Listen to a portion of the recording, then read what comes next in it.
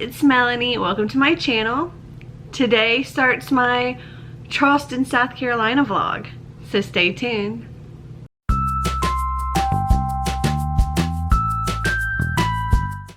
Good morning from Charleston, South Carolina. Today is Sunday, November 10th, and if you watched my previous vlog, you know that Yallfest ended yesterday. It was such an amazing time, and I vlogged as much as I could for that. But we are in South Carolina for a few more days. We're here until Wednesday, so I thought I would vlog our time here and show you what we do, what we see, all that good stuff. And today we don't have a whole lot planned. We're trying to take it a little on the easier side as far as going and doing a whole lot because, well, yesterday was Yallfest. So we kind of wore ourselves out yesterday.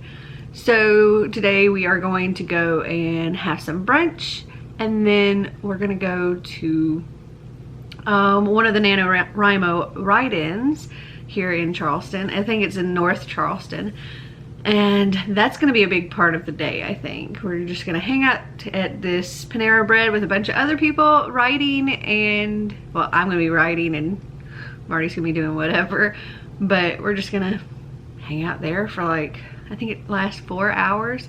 I'm gonna try to write as much as I possibly can. I'm also going to bring along my NaNoWriMo prep kit thing, survival kit, that's what it's called, because it has those gifts to open at different word counts. So if I get to any of those word counts, fingers crossed, I absolutely will. I'm hoping to get to at least 2 of those prizes during this write-in thing because I am so far behind on my writing. Like, I haven't even done a full day of writing just because of everything that's been going on.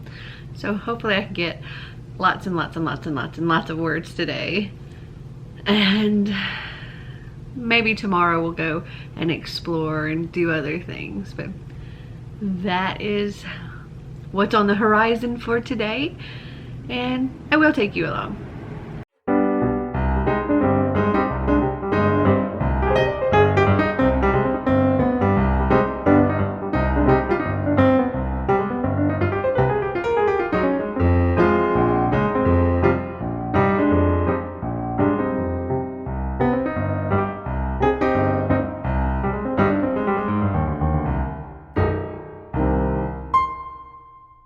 We've had a few more people join us. It's okay. Hello. 3 minutes, 2 minutes. We're about to do another writing sprint. I'm hurting on words. Good morning. We are on our way to breakfast. We're gonna check out this place called Big Bad Breakfast. We actually tried to go there yesterday, but there was like an hour wait, so we're gonna try again today. Hopefully it won't be quite so crazy because it's not Sunday, and we were trying to go like at 11:30, which is not the best time apparently to go. Ooh, bright light. Anyway, don't really know what our plans for today are. We're thinking possibly a carriage ride and maybe do some kind of tour or something. We've been discussing doing the dark side of Charleston tour. We'll see. All right, let's go get breakfast.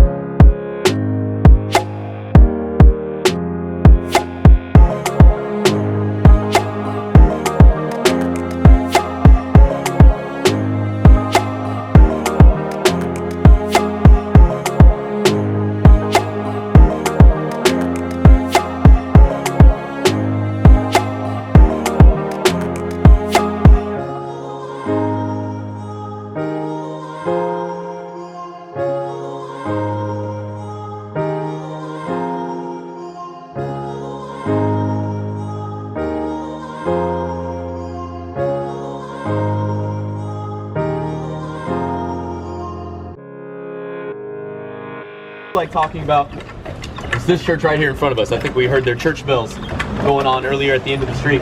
This is St. Philip's Episcopal Church. This is the oldest congregation that we have here in town. They've been worshiping here since 1680.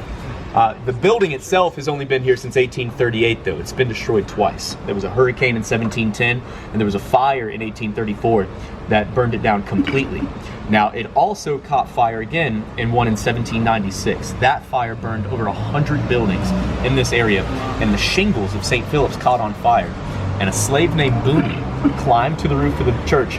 He ripped off the burning shingles with his bare hands and he saved the building from burning to the ground. And after he saved the church, he was granted his freedom, and he is the only one not from Charleston and of African descent buried in their graveyard. It was seen as the highest honor to be buried in their graveyard. And they say that his ghost, Booney, can still be seen walking along the roof of the building, that his footsteps can be heard during the services, still looking after St. Philip's today, hoping that nothing else bad happens to this building. But this is the oldest graveyard in Charleston. This graveyard was established in 1681. The church was originally built here in 1681, but it has burned down twice. So this building's only been here since 1890, but I'll talk about one of the fires that ended up burning down this church at one point. But the gates of the graveyard are open, so that's an invitation to go on in. Orbs of light, little flashes and sparks, have been known to take place here on the right side, kind of a little bit off to the back behind that the little side building there. And the orbs of light that can be seen in this graveyard, they say are the spirits of the people who died of yellow fever in 1699. We had a massive yellow fever outbreak that killed over 200 people, and 20% of them buried right here in this graveyard. And with yellow fever, it was very common that your breath would slow and your heart would shallow to a point where they'd pronounce you dead when you were only in a coma-like state. So they think the orbs of light that are floating here are the people that were buried alive due to that yellow fever, and that it really wasn't their time still here. Now, eventually we started to realize that we were burying people alive. So what they do is they would tie a string to your finger or down to your toe, and that would connect to a bell that was up above, and the family would pay someone to sit in the graveyard for 3 days to see if they ever heard that bell ring if you woke up down in your grave, and then they would come and they would dig you up and save you. 7 people were saved in St. Philip's history from ringing that bell from being buried due to yellow fever. Yep, that is where Saved by the Bell comes from. That is not where Dead Ringer comes from, though. So, graveyard shift. Yeah, that's also where the graveyard shift comes from working that overnight. Exactly. Yes, Saved by the Bell does come from ringing that bell and being saved. Dead Ringer is purely a horse racing term. Now, the last time that the church back there, the circular church, burned down was the fire of 1861. Now that fire burned over 500 buildings here in this city. And even though it was in 1861, it was a kitchen fire actually. 3 men cooking catfish on the Cooper River. And as that fire is raging down Meeting Street, it looks like it's about to engulf this hotel. This is the Mills House Hotel. Robert E. Lee was staying inside the hotel that first year of the Civil War, and he instructed everyone to go back inside, take all of their linens off the bed, and soak them in water to throw them over each one of the windows and the balcony, hoping that the moisture would prevent this building from burning to the ground. And it worked. It was actually, the building was so damp it only scorched the outside of it, and it survives our largest fire in history. It does not survive the termites in the 1960s though. They tear it down because of termite damage. They rebuild it the exact same way. This is an exact replica of the original Mills. They just raised the ceilings up a little bit higher. With that said though, the concierge had complaints in the evening of people calling down, saying that it sounds like someone is banging on the side of the wall. They're running up and down the hallway as fast as they can. They think that it's the old Confederate ghosts that are still inside this building, running around, still trying to put out the fire of 1861. The best part of that story, though, is that as those ghosts are still running where the original floorboards used to be, and when they raise the ceilings, it cuts them in half. So if you do see any of these Confederate ghosts, you're just going to see some legs going across the hallway, or maybe a head tearing across your bedroom. So if anyone's looking for half of a ghost, that's the best place that I would go to. Now, up in front of us, this church that we see here, this is St. Michael's. This is the oldest church in Charleston. It was built in 1761. I'll pause here just for a second to give you guys a glimpse up towards the very top of the steeple. They say that there is a soldier who walks up on the top of St. Michael's. And we don't know if it's a Revolutionary soldier or a Civil War soldier, because in both of those wars, easy buddy. There you go. In both of those wars, it was someone's job to stand at the very top and ring the bells anytime that the city started to come under bombardment. And they believe that it's still a soldier that walks around up there today, ready to ring the bells, just in case Charleston comes under siege once again. Ooh, now. But inside St. Michael's, walking right down the middle of the aisle, is a 16-year-old girl named Harriet Mackey.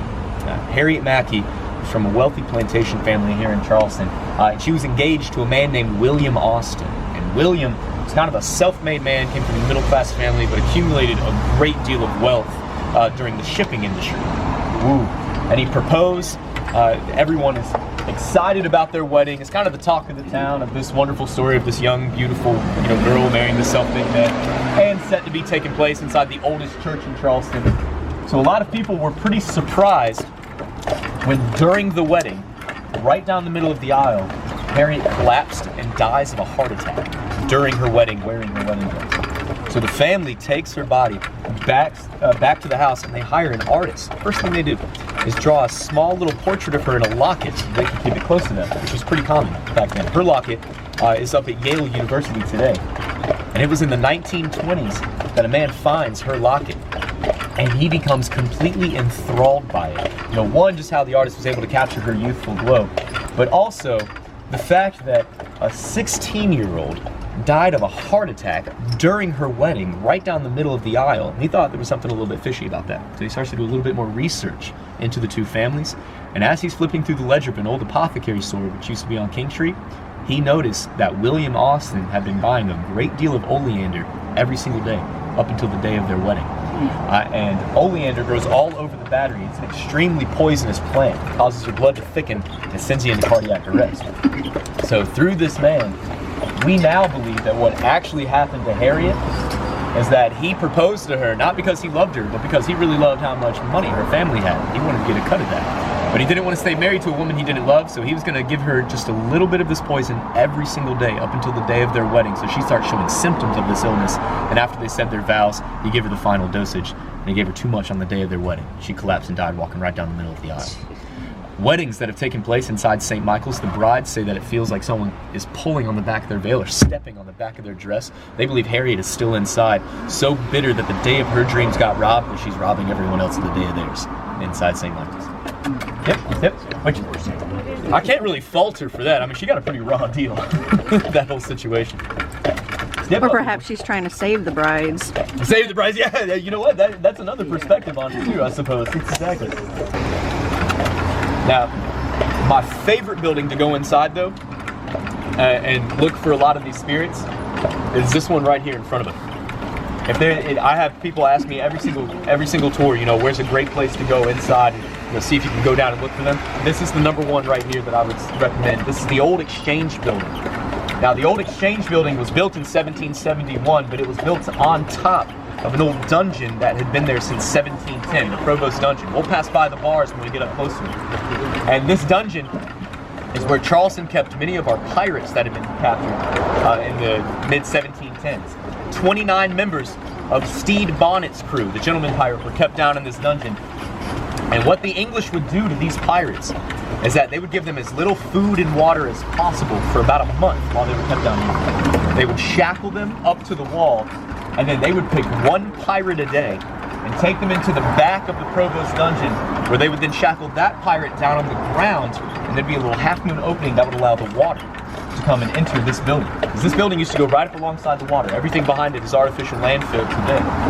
And as the water would enter the building, that pirate didn't know how high the tide was going to be that day. So it could just come up to his toes, could come up to his waist, could go all the way over his head and basically he would drown. That was kind of their added form of punishment for all of these pirates. But they would be so fatigued, broken, whatever you want to call it, they wouldn't even have enough energy to let out a scream as that water was approaching them, but they can only let out a small moan or a groan. And people say that they can still hear the moaning and the groaning of all these pirates who are so broken. This is the last place of their soul resides, is down underneath the Provost Dungeon today.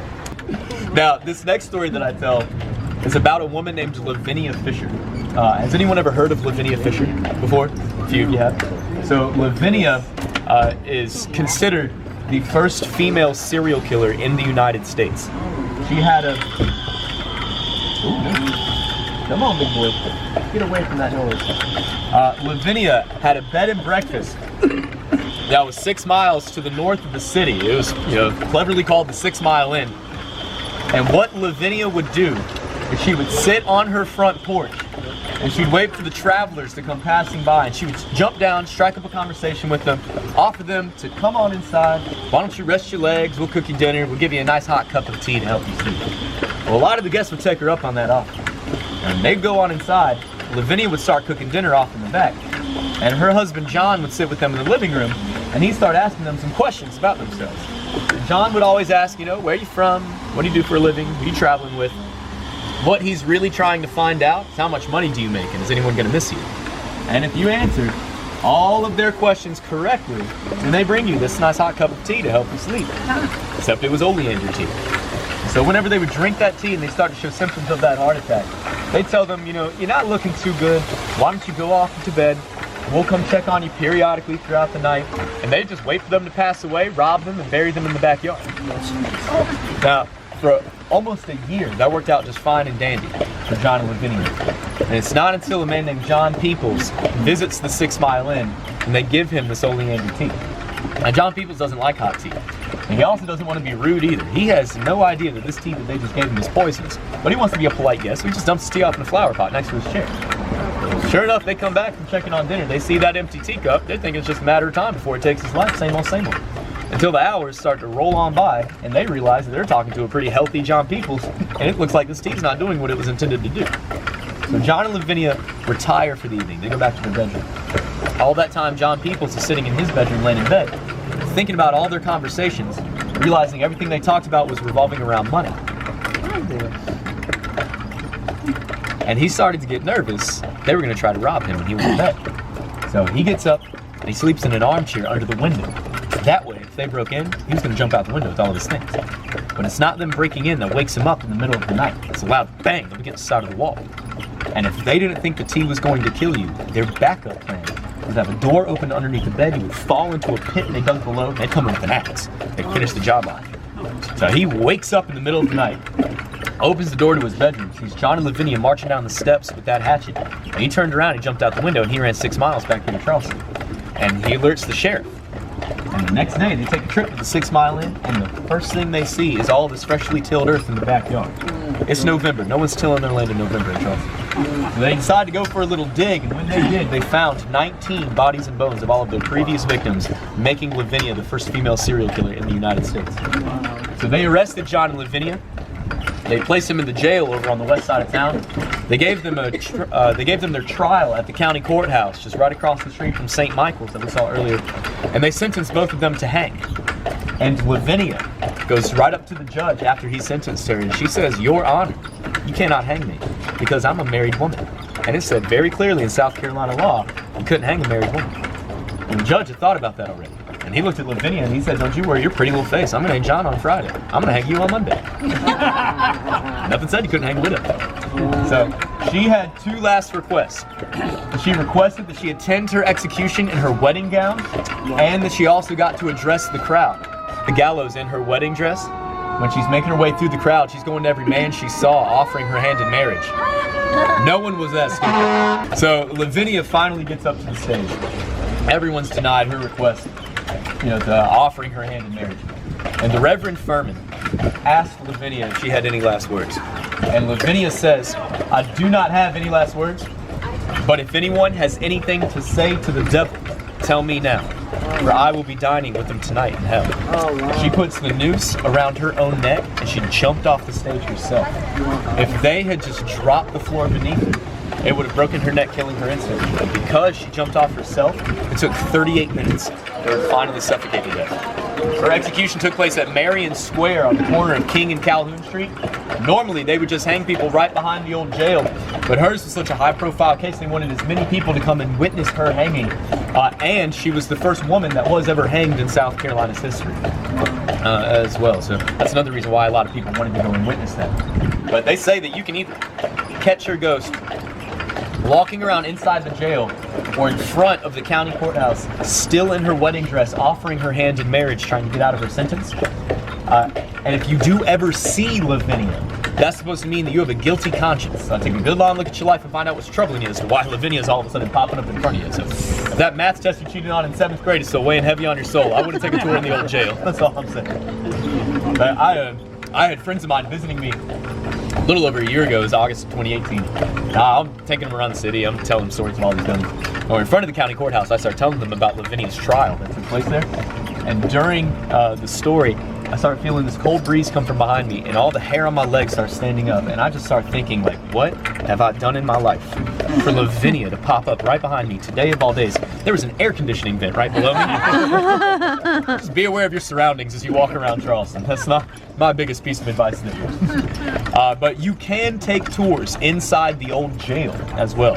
14,000 people walked into that building and never left, and only 600 of them died from hangings. You know, other than that, it was mostly infection, dysentery, and yellow fever that took your life inside that jail. There is only one company that has the rights to give tours inside that jail. That is Bulldog Ghost Stores, and they're right next to our barn when we get back. They have 65 employees. 4 agree to do tours inside that jail. I have coworkers that during the day when our carriages can go past it, they refuse to take their carriages past that building because they had a bad experience and they swore they would never go back. One person said they got a hot burning sensation on their shoulder and it felt like somebody had touched them. I think my favorite story is that one person was lingering in the room taking pictures by themselves and they got hit in the head with a nickel. So I don't know what ghost is in there throwing nickels at people, but probably the most low key of all of the prisoners inside there. Ooh, no. So if you are really looking for some of the more notorious, ghosts in Charleston, the jail tour is one that I highly recommend. I've taken that tour 4 times. I love the jail. I think it's an awesome tour. But again, you are going to have a few different opinions as to whether or not you should go inside that building.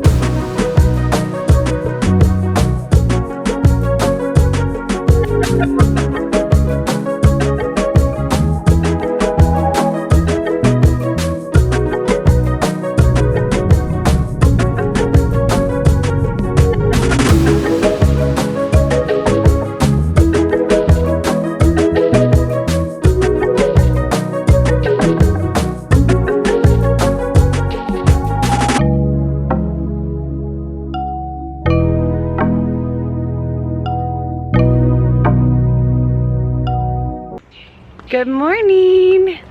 So last night we did a haunted carriage ride, and then after that we did the dark side of Charleston, which was really interesting, but they asked that I not film that, so I was able to film the carriage ride stuff but not the dark side stuff, which was like the R-rated adult stuff of Charleston's history, with like all the prostitution and crime and corruption and a lot of stuff.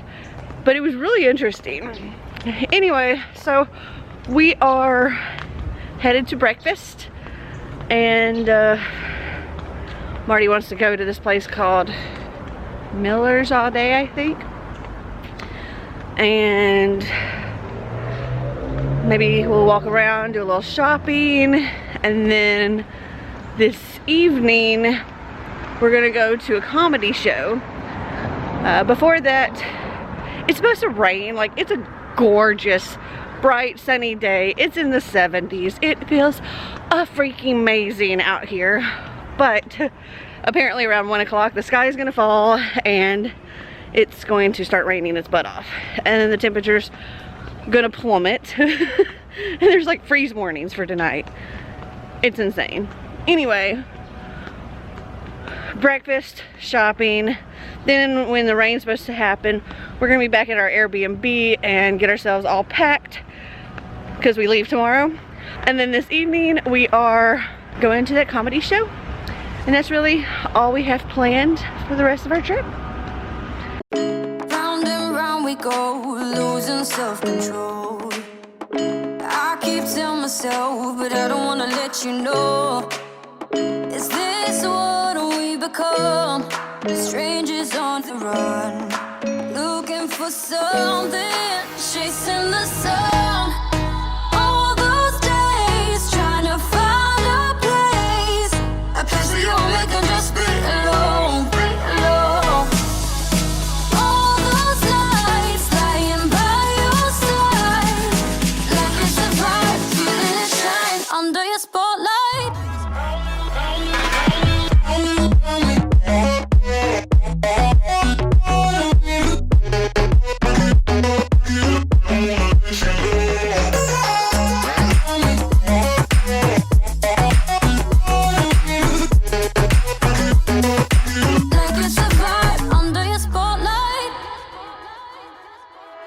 That's the way every day goes. Looking back, I know we started falling. We were falling in love, yeah. Took my heart and you rode off. Was I feeling never enough for you, baby? When you left me chasing you.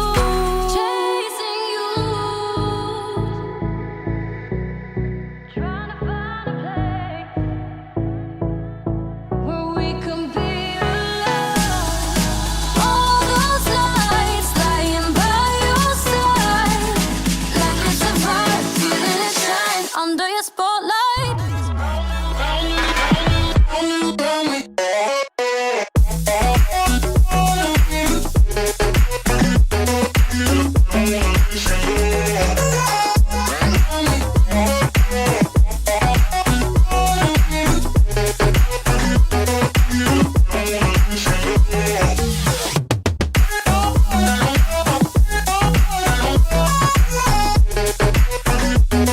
A place where you'll make them just be alone.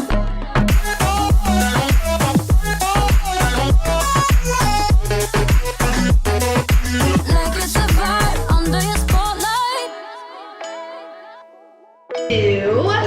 So you have a cute little baby beaker on your tray, and it has all of these measurements on it. You're not going to read those at all. They're not important. We're measuring by density, not by volume. So we don't care about these numbers. We're just going to be like, oh my god, what a cute little baby beaker, and that's it, okay? So we have a scale in two places here. You'll go to the scale, you'll turn it on, you'll put your beaker down, and then you'll hit the on button again because it will tare it, it will zero it out. Otherwise, you're not gonna have enough oil in your candle because it's gonna be accounting for the weight of the beaker as well. So tearing it out is super important. Then, I have it written on the paper here for you. You're gonna pour 1.60 ounces of oil. So when you look at your scale, you'll be like, oh, it says OZ, we're good. And then you just slowly pour until you get there. And you might pour too much, and then you'll just pour a little back in the jar. Like I poured 1.70, so I'm gonna pour some back.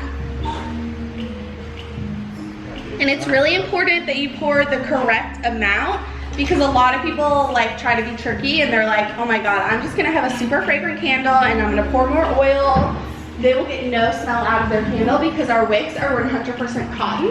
So if you use too much oil, it clogs that cotton wick and you get no fragrance out of it. Your candle will smoke too much. It's no good. Yeah. Hazel, do you want food? Very much. Very It smells good. It's citrus-based.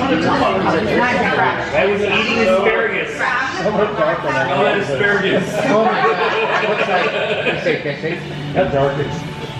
So now we're going to do wax. So we use 100% soy wax.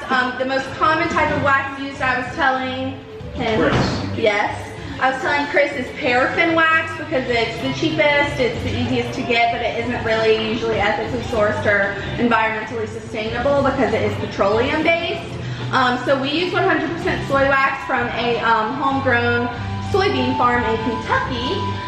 So they take the beans, they, squeeze all the oil out, and then they hydrogenate the oil and turn it into wax.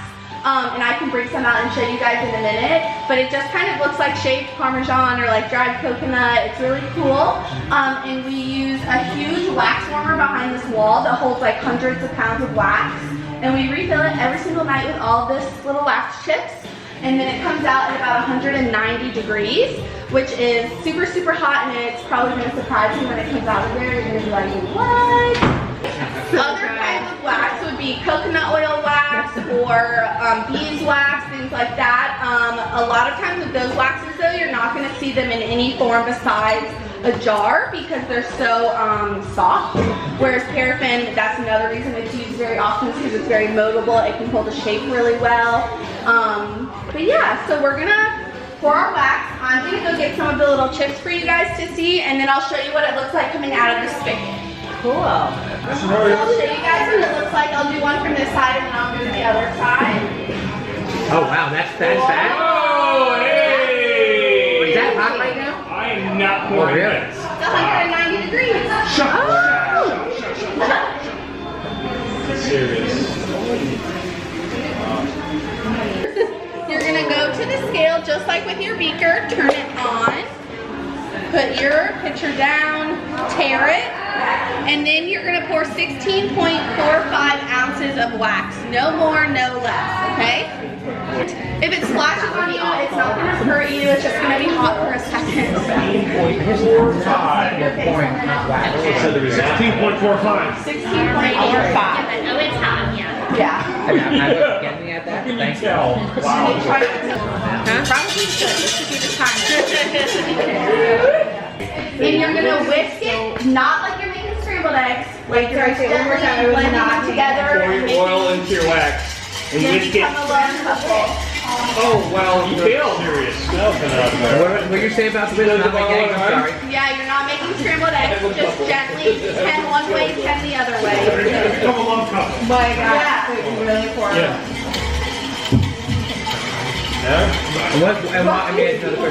Why do we not do it like it's scrambled eggs? If you whisk it too quickly or too rough, it'll cool off too fast. Guys, it's like one. And then it's not, so when we mix it while it's still really hot like this, it's allowing it to like completely combine together and we're gonna mingle. If you do it too fast, it cools off and then it maybe separates. They're like not oil and water. bonding the right way, yeah. Wow. Just like this. All right, now you guys can go ahead and take your goggles and your gloves off, unless you want to stay a scientist. Good. Now we are going to prepare our vessels. So you have 2 9-ounce vessels. The first thing you're going to do is put your warning label on the very bottom. If you're like super good at this, you'll get it in the middle of the bottom. Of course I will. So now the next step, you have these brown labels in front of you. You are going to fill out the Chandler and the date made. Under Chandler, you're going to put your name because you are making these candles. And under your date, you will put November 12th. You can do whatever you want, honestly. But don't fill out the fragrance number because we are going to stamp that. You're good. He said, "Hey, what?" You want me to do it? Yeah, it'd be great. Yes. Where we put it in. Away from me. Wow, that was great because you didn't re-stamp it in the ink. Mixie, yours. Very great. I know. Thank you. I think I can do this. I think I can do this. Yeah, you just changed the floor. I mean, it's not as easy. You got this, Sean. You got this. You messed it up.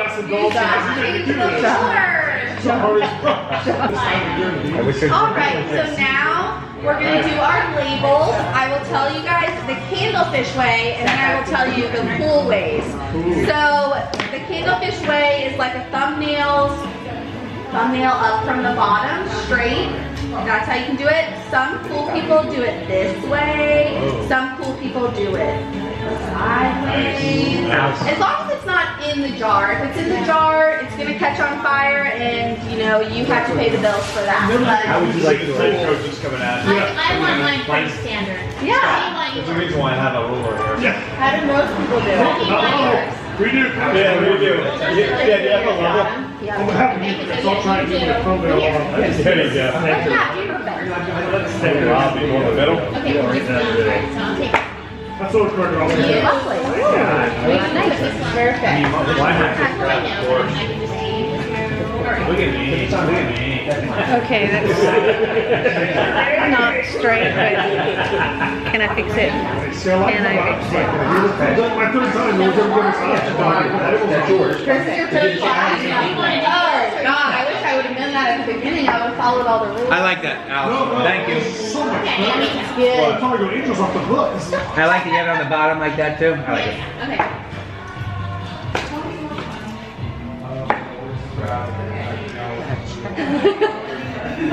Some people are perfectionists and it will take them like 30 minutes. I'm OCD. I'm like, it's not. I'm the person that Mine's moves a the little lower pictures than on the yours. wall. Yours is a little higher, but perfect. That one's as close as I get to straight. I'll take the one that's in the penny ones. It's cool. Yeah. So while you guys are finishing up your labels, I'll give you a few candle share tips.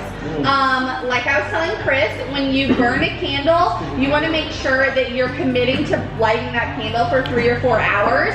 You want to allow it to burn all the way to the edges. So like when you get that little wax pool as it's burning, all the way to the edge. Otherwise, wax does have a memory, so if you continue to light it and blow it out before it reaches the edge, it will tunnel down.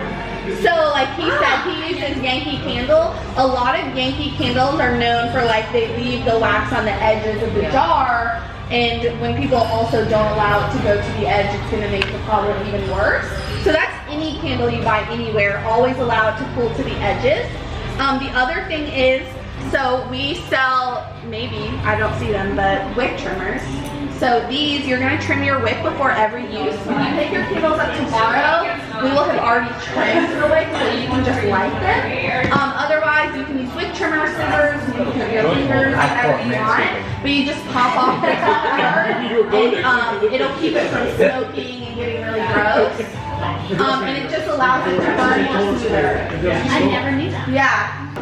So you don't actually have to touch your wicks yet. Don't worry about them. They're not important yet. You're gonna stir one more time. 3 ways one way, 3 the other way. You're just like, yes, they still love each other. They're bonded. They're good. 3, and an extra half for extra love. It's real legs. Don't break the word multiple. That's gonna be a problem. Now we have this high-tech tool. Okay, super expensive. Be careful with it. You're gonna put the 1 towards the tray and the 6 towards the ceiling. If you do it wrong, you're gonna have a little sad candle and a really full candle. So 6 towards the ceiling, 1 towards the tray. And you're gonna put it behind or beside your vessel, not inside of it, because it makes it really hard to clean, Rob. Somebody already did it because I can feel it. Yeah, well, you know, don't be that person. Don't be that guy. Rob. Don't be that guy. Put it between your vessels. You can do that too. Yeah. Look at Melanie. Genius. So when you pour, you are going to do it slowly and towards the center. I'm nervous. Can I start? Don't be nervous. Yeah, you're good. What are we pouring Can I to? grab my wick yet? No, don't touch your wigs. Wait, so we're doing it to that line? Yep, to the black line. As long as your 6 is in the air. Yes. If your 6 isn't in the air, then I can't help you. Oh, I feel like there's something in my candle. Do the other one right after. There's a particle. There's a particle in my Yes, candle. it's because you're sitting right in front of the AC. It doesn't hurt it, I promise. Don't worry. We make candles on the It's table also every in your day. lungs. It's okay. Alice is getting this one. The whole wax is gonna be like that. Alright. Yeah. So theoretically, I don't need to put this back here in the second one because it's going to be the exact same form. Correct. I But didn't need to put it in the middle. Theoretically, it depends if you pour it right in here. exactly, and also sometimes you have just a little bit left over for some reason and you kind of even it out, or you know, but it's literally up to you. They are handmade, so they're supposed to be not perfect. There you go. Imperfect. Switch it a little bit on taco. Yeah. Little taco. What if I mix The mine? wigs are already waxed, they're wax, so that's fine. So now that your vessels are poured, you're gonna take your wigs and you're kind of gonna swirl them around, not crazy like you're just loosening them up. You're like, here's a little shoulder massage, you're good. Both at the same time? If you want, you can do one at a time if you want to do special attention. Opposite direction, same time. Angel, why do you do that? So that we can make them stand up straight and not to the side, or Should it else. be stiff or like kind of hanging down there a little? Oh, hey. Well, you know, everyone's No, different mine's kind of guy. like, well, it's something personal. Yeah. It's like bent spot. So we're moving them around for what? You're loosening it so that we can use our really high-tech popsicle sticks to stand them up straight. So you're just going, and again, you're putting these on, like, flat laying them on the top, not like this.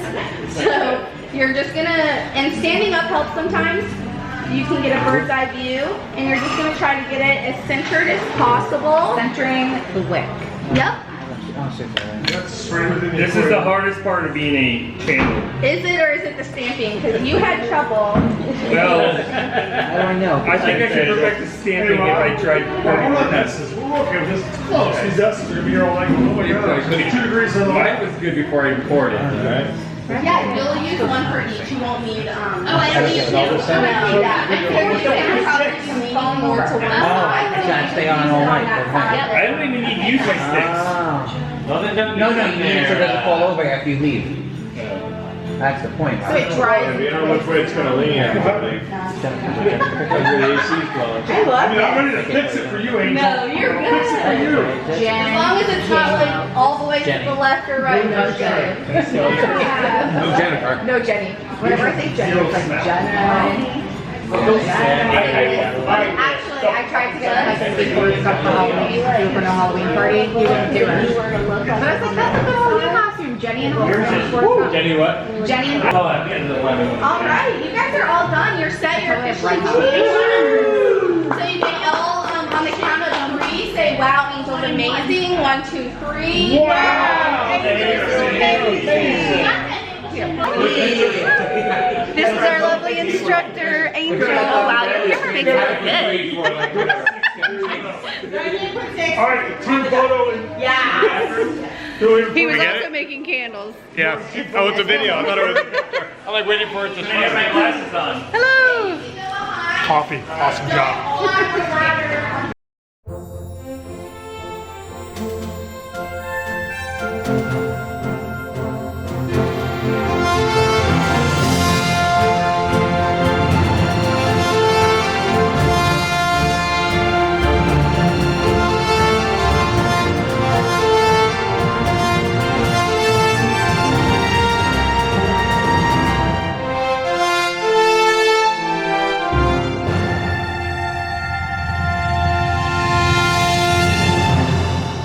So future editing me here, and as you can tell, I'm already home. We're back from Charleston. I actually just put in all of my footage, which is over 2 hours of footage, into my editor, and getting ready to edit this whole vlog, and realized that I never closed out this vlog, so I wanted to do that now. And I just want to say that I had an absolutely amazing time. It was great to have that extra time after Yallfest to just kind of explore the city at our own pace, and it was nice and relaxing, and we had a wonderful time.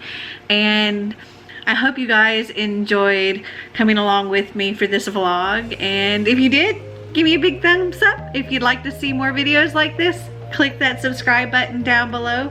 And until next time, remember to always be completely you.